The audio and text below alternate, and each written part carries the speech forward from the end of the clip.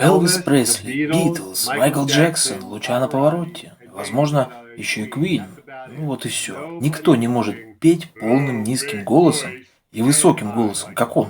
Никто и никогда в истории записи музыки так не мог. Мне тогда пришлось прослушать эту песню 3 раза, прежде чем я мог говорить и думать. А затем я подумал, что? Я рад, что прожил достаточно долго, чтобы услышать такой голос.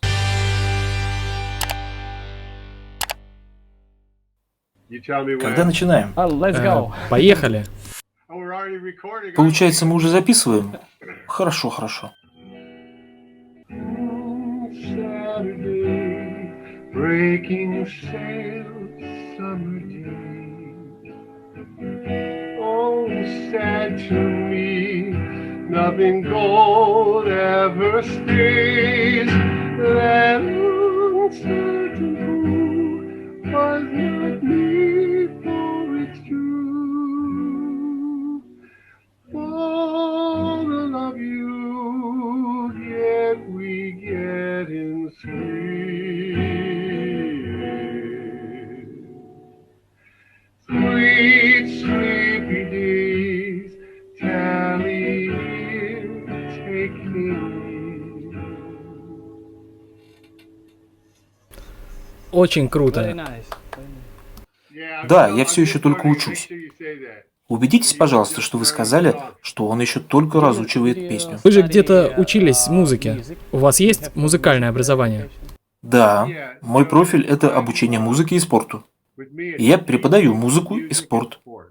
И мой канал всегда о музыке, веселье, Боге и надежде. И я называю это хорошим информационным кафе, как вы уже заметили. Хорошее информационное кафе. Поэтому мой канал только о хорошей информации. Я не знаю, сможете ли вы это увидеть, но у меня именно кафе хорошей информации. Я обязан соответствовать этому, потому что информация похожа на еду. Я видел тот выпуск. Я не знаю, о чем вы там говорили, но, похоже, там был просто не совсем верный перевод. Но информация похожа на пищу, а Димаш – это как полноценное питание. И на самом деле, есть в мире такие песни, которые мне нравятся так же, как мне нравится жвачка. Так же, например, как приятная на вкус поп-музыка. А в Димаше нам нравится то, что он покоряет весь мир, причем слушателей всех возрастов, правильно? Пожилые люди или молодые. Он цепляет всех. И я знаю, что вы, ребята, стараетесь привлечь к его творчеству молодое поколение.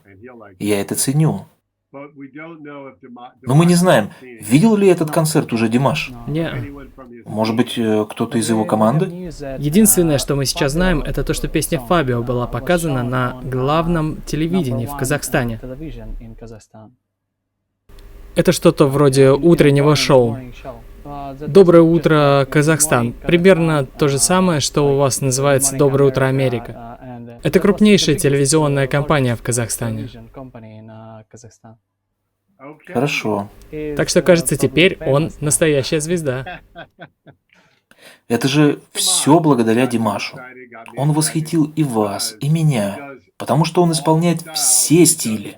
Причем делает это хорошо. Кстати, и это именно то, чем я занимался. Я занимался поп-музыкой, занимался джазом, кантри, жанром госпел, а также оперой и даже музыкальным театром. И мне ни один из этих стилей не подошел.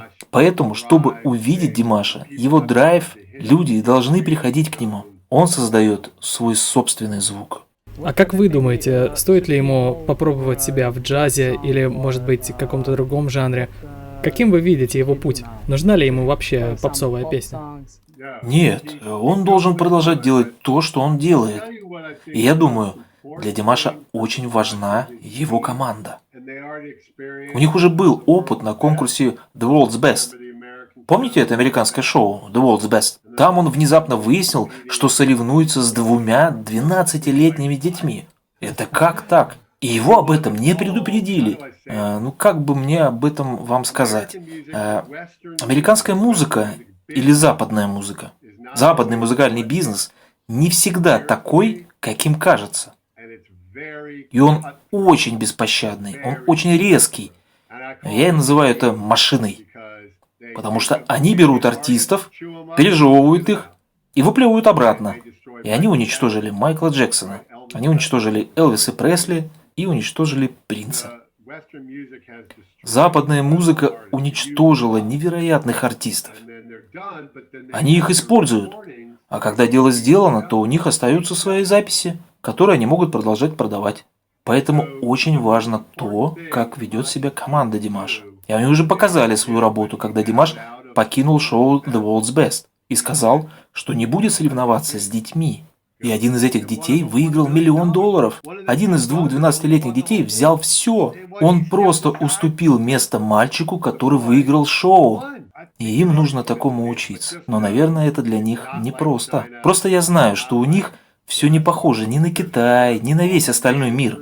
Их команда, все их менеджеры, агенты и все компании сейчас защищают свою территорию. Они пока пытаются понять, что из себя представляет Димаш, его феномен и все, что с ним связано. А это вы в своей домашней студии? Ну, не совсем так. Вы знаете, наша студия, она находится на большом стадионе. И у нас здесь есть внизу хоккей, здесь за окном у нас есть футбольное поле. А, так вот, куда мы пойдем, когда я к вам приеду в гости. А, хорошо. Мы пойдем туда и сыграем в мини-футбол. Да, конечно, почему бы и нет? В любом случае, я думаю, что команда Димаша, в том числе и его отец, уже поняли, что все сложно. И они поняли, что американский шоу-бизнес очень беспощаден. И дело не только в том, насколько хорош Димаш, а еще и в том, как эта машина может получать свою долю. А таких артистов вытолкнуть не получится. Там вся территория поделена. Вы понимаете, о чем я? Это как собственность. Да, это когда этот певец работает здесь, а этот певец работает здесь. И они будут сопротивляться и не допускать новеньких. Получается, это можно сравнить с фермой, и на которой у вас есть курицы, и каждая курица, она несет яйца. И Димашу, чтобы туда попасть, ему нужно нести золотые яйца. Правильно? Верно.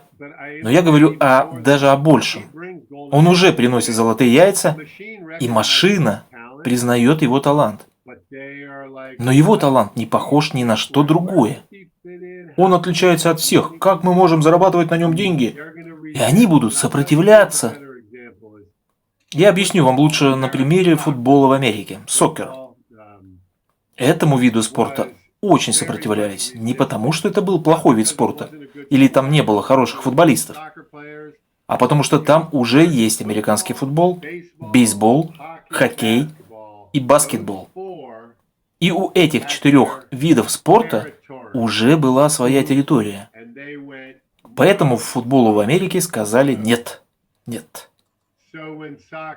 И когда пытались заключить контракт по сокеру на телевидении, то они сказали, что если будет заключен контракт, то это будет только в том случае, если он заменит кого-то другого. Поэтому они сопротивляются не из-за спорта, и не из-за того, что Димаш поет не так круто. Он поет лучше, чем кто-либо в мире. И они знают это. Так что они просто напуганы, они боятся. И они пытаются понять, где он лучше им подойдет. Им нужно быть мудрыми, как змея, как сказано в Библии. Они уже невинны, как голуби. Но они не мудры, как змеи. А может и мудры. Похоже, что его отец довольно сообразительный. А насколько вообще важен американский рынок? Я имею в виду, что если Димаш хочет быть знаменитым во всем мире, получается, ему обязательно нужно ехать в Америку и захватить американский рынок. Конечно, это же самая вершина. Я не знаю, потому что хочется защитить Димаша. Потому что он такой невероятный человек и талант. Такой талант, возможно, появляется один раз в 1000 лет. Он очень хорош.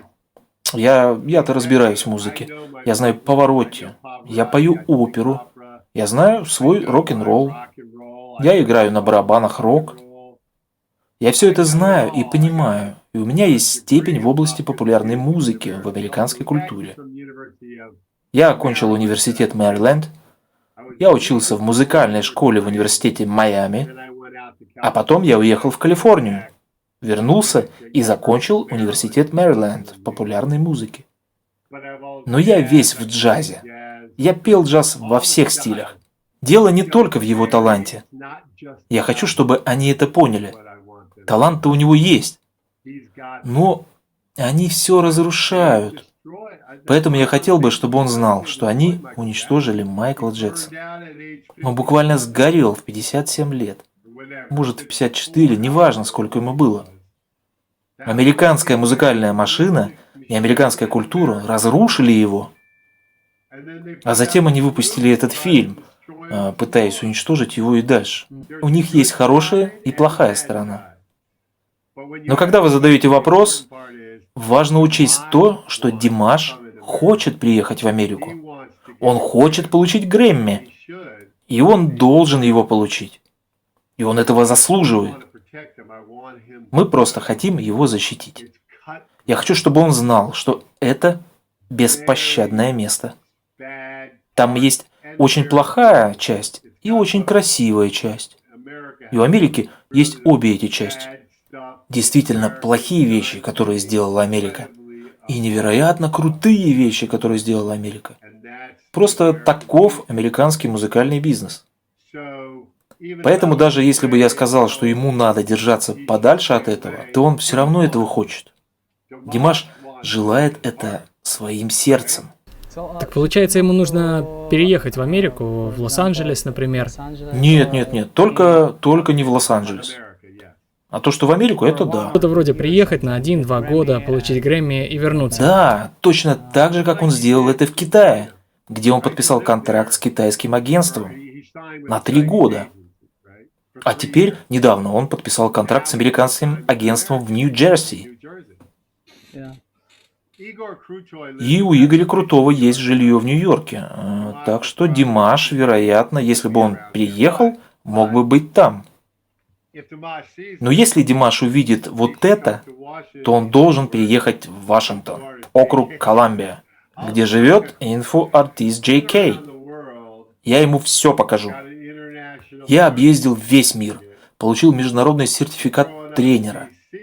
Но я вырос в округе Колумбия и играл в футбол. Я встречал людей по всему миру. Поэтому есть две вещи, которые объединяют мир.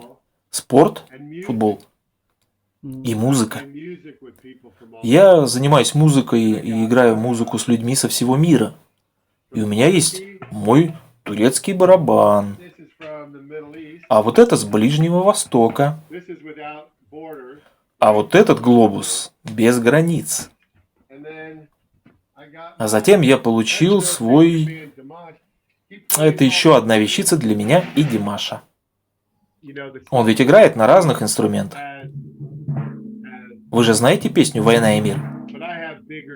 У меня еще есть большие барабаны. У меня есть даже полный набор.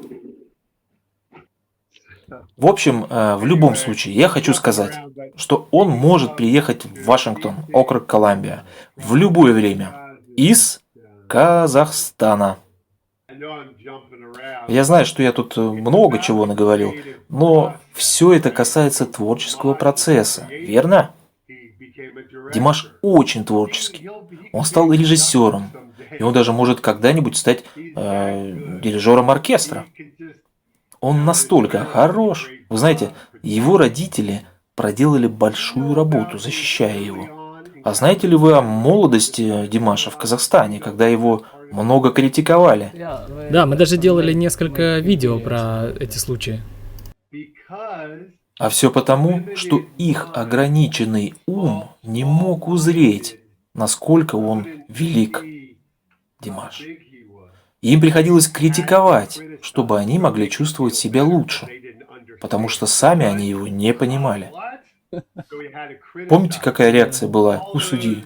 Все эти люди сейчас стали очень маленькими. Это, кстати, касается всего творчества Димаша, которое он демонстрирует. Вот почему в нашем шоу есть та оперная певица, у которых красивая речь. Вы знаете, Она все расставляет на свои места. Меня это восхитило. Я никогда не был так сильно восхищен музыкой со времен Элвиса Пресли, Битлз, Майкла Джексона, Лучано Паваротти, возможно, еще Queen. Это было 5 главных событий. А затем, когда я услышал Димаша, мне пришлось возвращать свою душу с небес.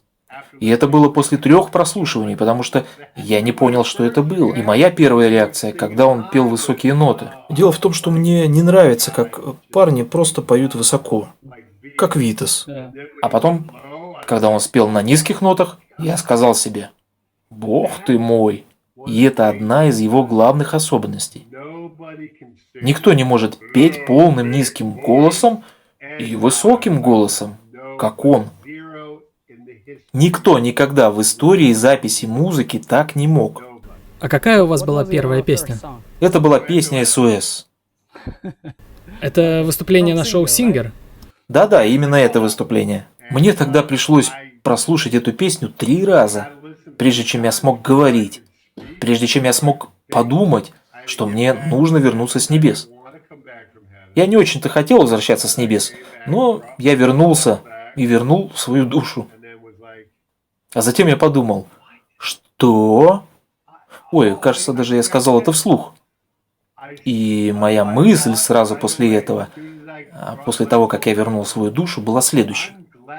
Я рад, что прожил достаточно долго, чтобы услышать этот голос. Да, так я и подумал.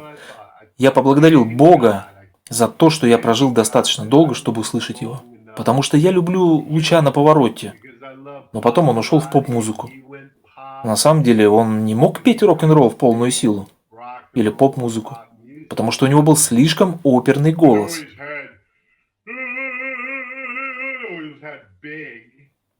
А потом Фредди Меркьюри не мог по-настоящему петь оперу.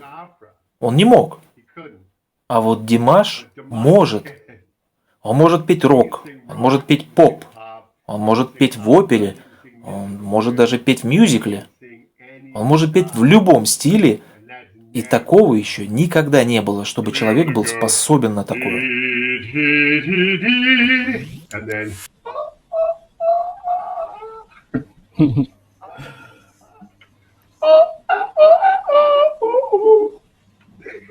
Little bit.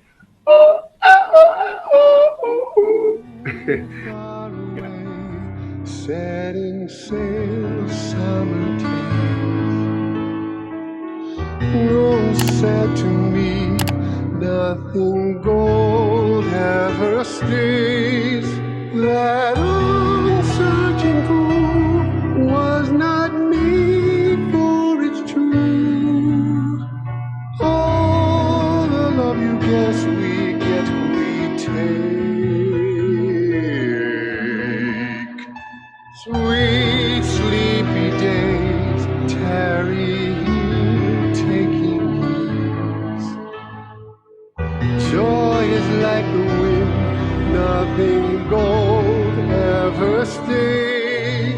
That unsearching pool was not made for its truth. All the love we get in ships. Each time I close my eyes, I see you. How am I going to try to draw you near to the end? Love is just beyond my reach. But when I try to turn, it's a vessel sailing there into the lovely world to someone else. Can it be? Almost love across the sea. I believe.